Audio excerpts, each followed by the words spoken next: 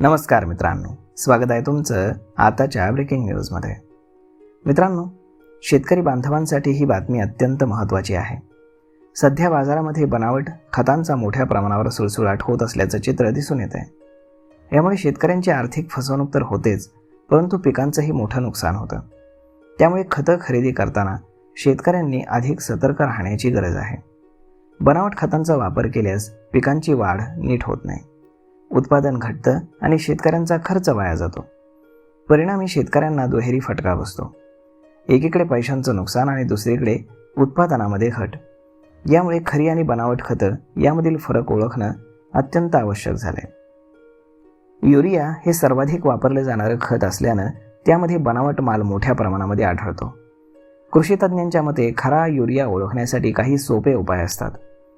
खरा युरिया पांढऱ्या रंगाचा, समान आकाराचा, चमकदार आणि कडक दाण्यांचा असतो। तो पाण्यामध्ये पूर्णपणे विरघळतो आणि पाण्याला स्पर्श केल्यावरती थंडावा जाणवतो। युरिया गरम केल्यास त्याचे दाणे अगदी सहज वितळतात। जर युरिया पाण्यात टाकल्यानंतर विरघळला नाही किंवा पाण्याला थंडावा जाणवला नाही तर तो बनावट असण्याची शक्यता खूप जास्त आहे। तसेच तव्यावर किंवा कढईवरती गरम केल्यावरती दाणे वितळले नाहीत तर तो युरिया बनावट असू शकतो। आता DAP हे खत देखील मोठ्या प्रमाणावरती बनावट स्वरूपामध्ये विकलं जातं। त्यामुळे ते खरं आहे की नाही हे तपासणं अत्यंत आवश्यक आहे। DAPचे काही दाणे हातात घेऊन त्यामध्ये थोडासा चुना मिसळून तंबाखूप्रमाणे चोळल्यास त्यातून तीव्र वास येतो। हा वास आला तर DAP खरं असल्याचे संकेत मिळतात। जर वास आला नाही तर ते खत बनावट असण्याची शक्यता अधिक आहे। तसेच DAPचे दाणे तव्यावरती गरम केल्यास ते फुगतात आणि हेही खरे DAPचं लक्षण आहे। याशिवाय DAPचे दाणे तपकिरी, काळसर किंवा बदामी रंगाचे असतात आणि ते नखांनी सहज तुटत नाहीत। जर दाणे सहज तुटत असतील तर ते बनावट असण्याची शक्यता अधिक आहे।